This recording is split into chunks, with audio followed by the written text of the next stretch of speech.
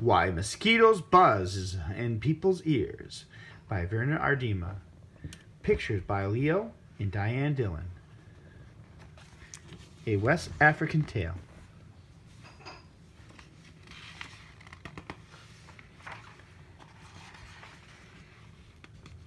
One morning, a mosquito saw an iguana drinking at a water hole. The mosquito said, "Iguana, you will never believe what I saw yesterday." "Try me," said the iguana. The mosquito said, "I saw a farmer digging yams that were almost as big as I am." "What's a mosquito compared to a yam?" snapped the iguana grumpily. "I would rather be deaf than listen to such nonsense." Then he stuck 2 sticks in his ears and went off, meck, meck, meck, meck, through the reeds. The iguana was still grumbling to himself when he happened to pass by a python. The big snake raised his head and said, "Good morning, iguana."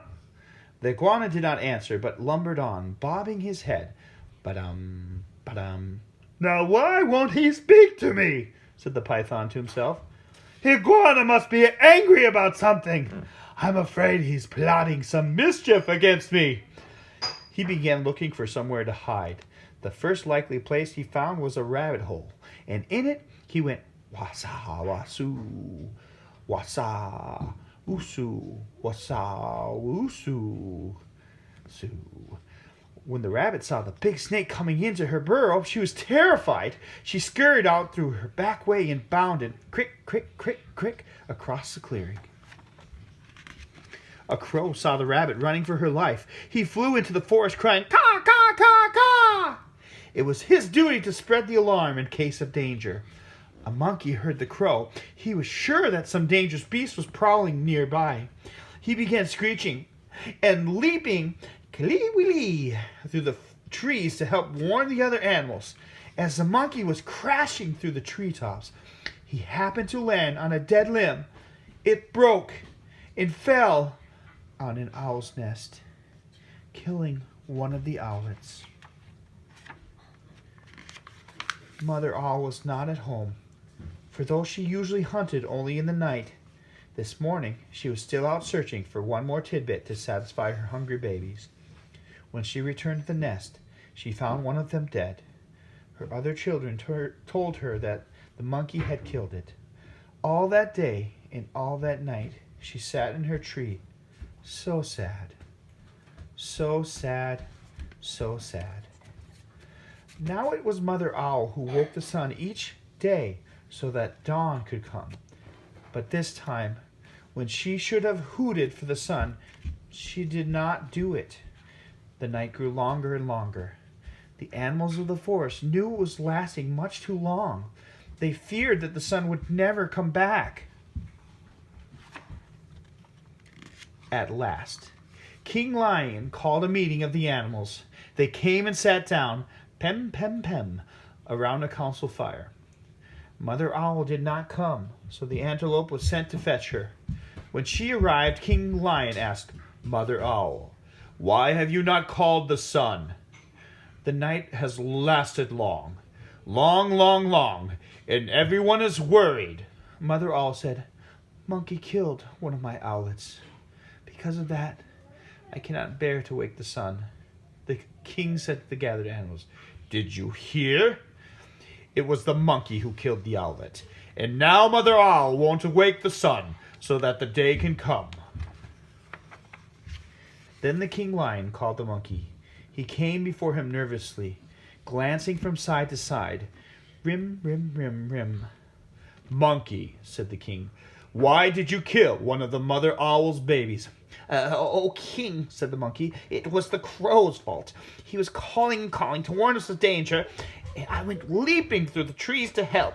A limb broke under me, and it fell on the owl's nest." The king said to the council, "So it was the crow who alarmed the monkey who killed the owlet. And now Mother Owl won't wake the sun so that the day can come." Then the king called for the crow. That big bird came flapping up. he said. King, it was the rabbit's fault. I saw her running for her life in the daytime. Wasn't that reason enough to spread an alarm? The king nodded his head and said to the council, so it was the rabbit who startled the crow, who alarmed the monkey, who killed the owlet, and now Mother Owl won't wake the sun so that the day can come. Then King Lion called the rabbit. The timid little creature stood before him, one trembling paw drawn up recently. Rabbit, cried the king, why did you break a law of nature and go running in the daytime? Okay, King, said the rabbit. It was the python's fault. I was in my house minding my own business when that big snake came in and chased me out. The king said to the council, so it was the python who scared the rabbit, who startled the crow, who alarmed the monkey, who killed the owlet. And now Mother Owl won't wake the sun so that the day can come. King Lion called the python, who came slithering, wasa-hoosu, past the other animals. But King, he cried, it was the iguana's fault.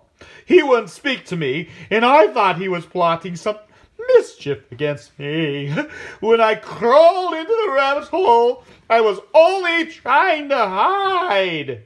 The king said to the council, so it was the iguana who frightened the python, who scared the rabbit, who startled the crow, who alarmed the monkey, who killed the owlet. And now Mother Owl won't wake the sun so that the day can come. Now the iguana was not at the meeting, for he had not heard the summons. The antelope was sent to fetch him. All the animals laughed when they saw the iguana coming, bada-meen, with a stick still stuck in his ears. King Lion pulled out the sticks, put-up. Then he asked Iguana, Iguana, what evil have you been plotting against the python? None at all, cried the iguana. Python is my friend. Then why wouldn't you say good morning to him? Why wouldn't you say good morning to me? Demanded the snake. I didn't hear you or even see you, said the iguana. Mosquito told me such a big lie, I couldn't bear to listen to it. So I put sticks in my ears. Degee, laughed the lion. So that's why you had sticks in your ears. Yes, said the iguana. It was the mosquito's fault. King Lion said to the council, so it was the mosquito who annoyed the iguana, who frightened the python, who scared the rabbit, who startled the crow, who alarmed the monkey, who killed the owlet. And now Mother Owl won't wake the sun so that the day can come. Punish the mosquito! Punish the mosquito! Cried all the animals. When Mother Owl heard that, she was satisfied. She turned her head toward the east and hooted, hoo! Hoo! Hoo! And the sun came up. Meanwhile, the mosquito had listened to all from the nearby bush. She crept under a curly leaf stem and was never found and brought before the council.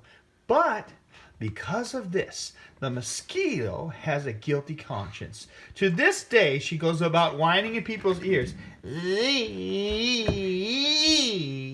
Is everyone still angry at me? When she does that, she gets an honest answer. Kapow! All right, boys and girls, you heard it. I hope you enjoyed our story from StoryDad 365. Until next time, keep reading.